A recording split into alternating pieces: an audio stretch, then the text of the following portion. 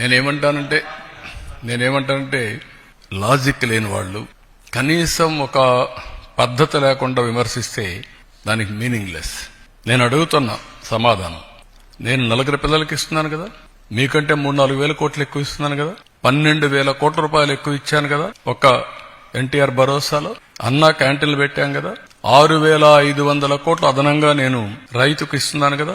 అదే సమయంలో 90% drip irrigation ఇచ్చాను కదా. అదే సమయంలో ఎక్కడ ఎంఎస్పీ ప్రాబ్లం ఉంటే అక్కడ కొంటున్నాం కదా, కోకో కొన్నాం కదా, మ్యాంగోకు 4 రూపాయలు కేజీకి ఇస్తున్నాం కదా, పొగాకు కొన్నాం. ఇవన్నీ కూడా మీరు గుర్తుపెట్టుకోవాల్సింది. కొంతమందికి విష ప్రచారం చేసి, రౌడీజం చేసి, దౌర్జన్యం చేసి పెత్తనం చేయాలనుకుంటున్నారు. ఆ ఆటలు నా దగ్గర సాగవు. నేను ఐఎమ్ వెరీ క్లియర్.